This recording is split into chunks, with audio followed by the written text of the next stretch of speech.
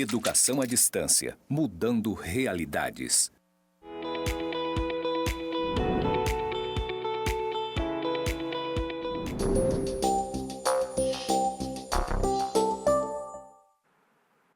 E aí, pessoal, tudo bem? Aqui é o professor André Brum, de Direito 2. Vou fazer minha audiodescrição. Eu sou um homem branco de 1,78 m, cabelo curto, barba e olhos verdes. Eu estou vestido com uma camisa preta de manga longa, uma calça cinza no estilo social, sapato e cinto pretos. Esse é o meu sinal na comunidade surda. Eu estou aqui no estúdio de gravação do IFRO, no campus Porto Velho, Zona Norte, e ao fundo tem uma parede branca com pontos interconectados. À minha esquerda tem outra parede com os dizeres EAD, mudando realidades. Vamos lá para mais uma aula? Hoje vamos falar um pouco sobre a administração tributária. A administração tributária é o conjunto de atividades que o Estado exerce para fiscalizar, lançar, arrecadar e cobrar tributos. Num primeiro momento, a gente imagina que o Estado simplesmente cobra o imposto, que ele simplesmente cobra o tributo. E é claro que esse é o objetivo principal. Mas, junto com essa cobrança, nós temos outras atividades que precisam ser desenvolvidas. É o caso, por exemplo, da fiscalização. O Estado tem que analisar se os tributos estão sendo devidamente recolhidos. O lançamento, que a gente vai ver, é um ato jurídico que torna exigível o tributo, que tem o objetivo de identificar quem é o devedor, qual é o valor, qual é a data de vencimento. Ele também tem a função de arrecadar e, junto com a obrigação de arrecadar, ele tem a obrigação de administrar mesmo esses tributos, criar as contas necessárias, fazer as prestações de contas necessárias e, por fim, cobrar, dentro dessa atividade de cobrança, todos os meios possíveis, inclusive a cobrança judicial por meio de uma execução fiscal. Ela é exercida por alguns órgãos como a Receita Federal, as Secretarias Estaduais de Fazenda e as Secretarias Municipais de Fazenda. As funções da administração tributária envolvem, dentre outras coisas, a fiscalização do cumprimento da legislação tributária, não somente das obrigações principais, mas também das obrigações acessórias. Vejam o que diz o artigo 142 do CTN. Compete privativamente à autoridade administrativa constituir o crédito tributário pelo lançamento, assim entendido o procedimento administrativo tendente a verificar a ocorrência do fato gerador da obrigação correspondente, determinar a matéria tributável, calcular o montante do tributo devido, identificar o sujeito passivo e, sendo o caso, propor a aplicação da penalidade cabível. Parágrafo único. A atividade administrativa de lançamento é vinculada e obrigatória, sob pena de responsabilidade funcional. O Estado não tem a faculdade de lançar o tributo. O Estado tem o dever de lançar o tributo. Ele não pode abrir mão daquela cobrança. Ele não pode, por nenhum motivo, deixar de lançar o tributo quando devido. Além disso, nós podemos ter as cobranças administrativa e judicial. Temos ainda a aplicação de penalidades por descumprimento. Penalidades que vão recair quase sempre em pecúnia, sob a forma de multa. Vejam, por exemplo, que quando eu digo que o Estado pode fazer a cobrança administrativa e judicial, eu não estou falando simplesmente da execução fiscal. Na cobrança administrativa, é possível que nós tenhamos, por exemplo, o protesto extrajudicial. Alguns entes públicos já fazem o registro dos seus tributos lançados diretamente no cartório de protesto. Consequentemente, aquele devedor fica com a dívida perante a Fazenda Pública e também com o nome sujo, de modo que terá sérias dificuldades em conseguir crédito no mercado. O lançamento tributário é, então, o procedimento administrativo, não estamos falando de participação judicial, que constitui o crédito tributário. É com o lançamento que surge o crédito para o Estado. Ele determina o valor, ou seja, ele liquida a obrigação e identifica o sujeito passivo. O lançamento pode ser por declaração, homologação ou um lançamento de ofício. Vamos compreender cada um deles. Lançamento por declaração é o próprio contribuinte que informa os dados.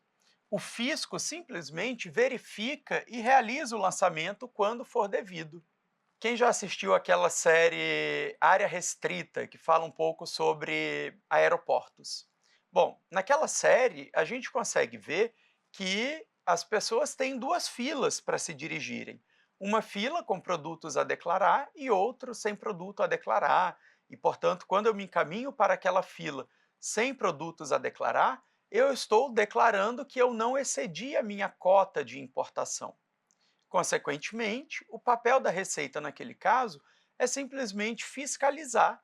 Eles fazem, evidentemente, algumas análises prévias baseadas na inteligência para verificar qual é a propensão daquele contribuinte ter desrespeitado a legislação tributária.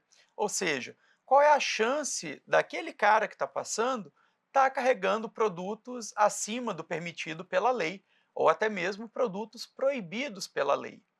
Então, o que a Receita Federal faz naquele momento é apenas uma fiscalização.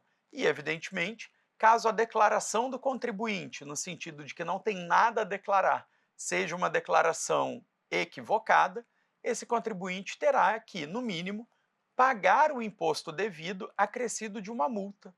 Por exemplo, quando a gente excede a cota de importação por meio aeroviário, a gente está sujeito a uma cobrança de imposto na alíquota de 50% sobre o valor que exceder a cota de $1.000 e, além disso, por não ter declarado previamente, fica sujeito a uma multa de 100% sobre o valor do tributo. Ou seja, eu vou pagar 100% o valor do produto, 50% de tributo mais 50% de multa por não tê-lo declarado. Lembrando que essa incidência é somente sobre aquilo que ultrapassa a cota. Se o produto custou $2.000 e eu não declarei, eu vou pagar $2.000 na compra e depois outros $2.000 para a Receita Federal, porque 50% do produto será de imposto, então terei ali mais $1.000 e os outros 50% será de multa pelo descumprimento da obrigação de declarar corretamente. Outra modalidade de lançamento é por homologação. Nesse caso, o contribuinte apura e paga o tributo antecipadamente. O fisco, a Fazenda, simplesmente homologa ou revisa depois. É o que ocorre, por exemplo, no ICMS, no Imposto de Produto Industrial, no PIS e no COFINS. Temos ainda o lançamento de ofício. Ele é feito diretamente pela autoridade fiscal. Ela própria, por sua própria iniciativa, faz o lançamento sem participação do contribuinte. É usado em caso de omissão ou fraude. O imposto, nesse caso, é lançado depois de uma auditoria fiscal. Alguns instrumentos de fiscalização. O primeiro deles é a notificação fiscal. Essa notificação fiscal pode ser emitida no ato de se presenciar o fato gerador, ou ela pode ser encaminhada para o contribuinte. A intimação para apresentação de documentos também é um instrumento de fiscalização importante. Por exemplo, quando a gente tem alguma pendência no imposto de renda, por exemplo, declarou uma despesa de saúde que não foi declarada pelo profissional, a gente vai receber ali uma intimação para apresentar documentos que provem a sua regularidade tributária.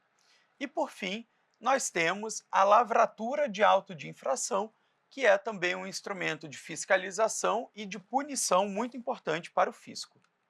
Esse auto de infração é um documento que registra infração fiscal, o descumprimento da norma fiscal. Ele vai indicar o valor do tributo, a multa e os juros. E é também esse auto de infração que dá início ao processo administrativo fiscal. Tomar muito cuidado, pessoal, para a gente não confundir com o lançamento do tributo. O lançamento do tributo não pressupõe nenhum desrespeito à lei fiscal. O que pressupõe o desrespeito à lei fiscal é o auto de infração.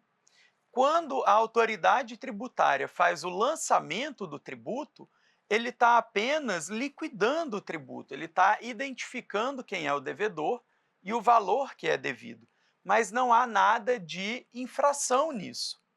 Já no auto de infração há, em tese, o descumprimento de uma norma tributária que está sendo sujeito a um processo. As penalidades tributárias, primeira delas e mais frequente, é a pena de multa, multa em dinheiro. Quase todas as penalidades tributárias são em forma de dinheiro, são multa. Temos ainda a pena de perdimento. Por exemplo, quando a gente ingressa no país com mercadoria para venda, né, e a gente faz esse transporte por meio de bagagem, a gente está sujeito à pena de perdimento.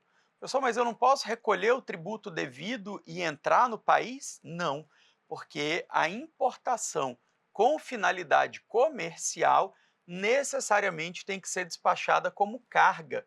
Então, a penalidade não é multa, não dá para pagar o imposto, não dá para desembaraçar. Aquela mercadoria será perdida. Muito cuidado para a gente não confundir perdimento com confisco. O confisco é proibido pela Constituição Federal. Confiscar significa tomar o produto do contribuinte para que o Estado use. No perdimento, o produto de fato é perdido, ele é destruído ou, eventualmente, encaminhado para alguma utilização social, mas jamais para utilização do próprio Estado. As penalidades tributárias independem das sanções penais e cíveis. Isso quer dizer que, quando eu cometo um ilícito tributário, eu fico sujeito às penalidades tributárias. Se for crime, eu fico sujeito às infrações penais, né, às sanções penais e também a eventuais sanções cíveis. Bom, crimes contra a ordem tributária, né, já que falávamos sobre infrações penais, esses crimes contra a ordem tributária são infrações penais que envolvem fraude ou sonegação de tributos. Ocorrem quando o contribuinte pratica condutas ilícitas com dolo, que é a intenção de causar o resultado, como omitir informações, falsificar documentos ou deixar de repassar tributos retidos. São tratados como crimes contra a ordem tributária e estão tipificados na Lei 8.137 de 1990. Alguns crimes que nós temos aqui, né, o contrabando e o descaminho, que são as importações feitas fora das hipóteses legais, com a diferença de que um é a importação de produto lícito e o outro é a importação de produto ilícito. Também temos a omissão de receitas ou operações tributáveis, a falsificação ou alteração de nota fiscal, a fraude na escrituração contábil, utilização de documentos falsos para reduzir tributos e a inserção de elementos inexatos nas declarações fiscais. Reitero que os crimes contra a ordem tributária exigem a presença de dolo. Eu preciso fazer uma dessas condutas com a intenção de fraudar, com a intenção de sonegar. E com isso, a gente pode compreender que inadimplência é diferente de crime. A inadimplência tributária ocorre quando o contribuinte não paga o tributo.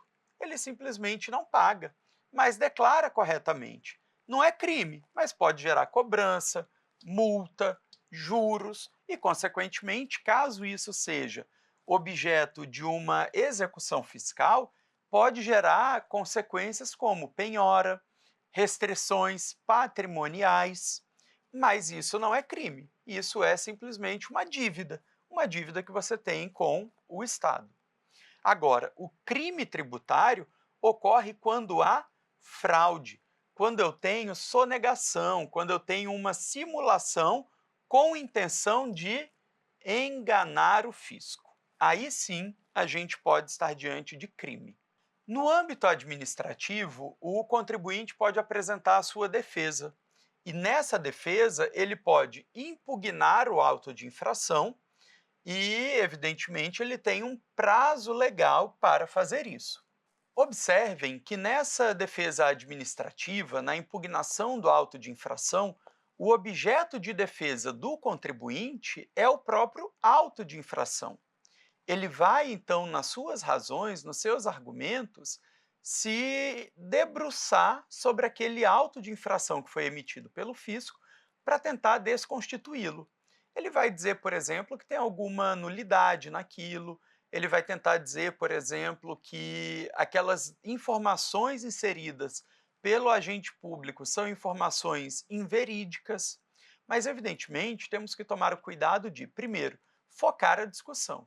A discussão na impugnação ao auto de infração tem como objeto o próprio auto de infração.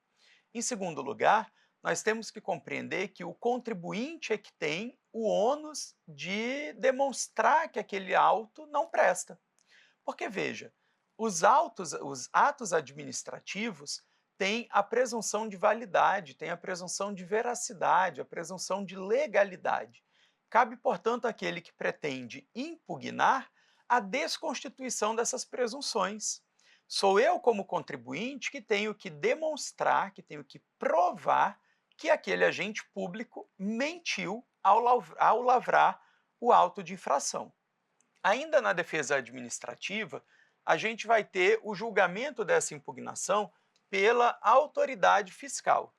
Temos ainda a possibilidade de recurso na esfera administrativa, eventualmente até julgado por um tribunal tributário, e isso vai suspender a exigibilidade do crédito tributário. A decisão administrativa, evidentemente, tem consequências. Primeiro, se a defesa do contribuinte for acolhida, o crédito será cancelado, o tributo deixará de existir para aquele contribuinte. Agora, se a defesa for negada, evidentemente o crédito continua exigível e vai ser cobrado. Em consequência, ele pode ser inscrito em dívida ativa e, eventualmente, cobrado judicialmente se não houver o pagamento. Agora que nós compreendemos um pouquinho do direito tributário, desde os seus fundamentos, a obrigação tributária, as espécies tributárias e um pouquinho da administração tributária, a gente pode ficar por aqui. Eu espero vocês na próxima aula. Um abraço.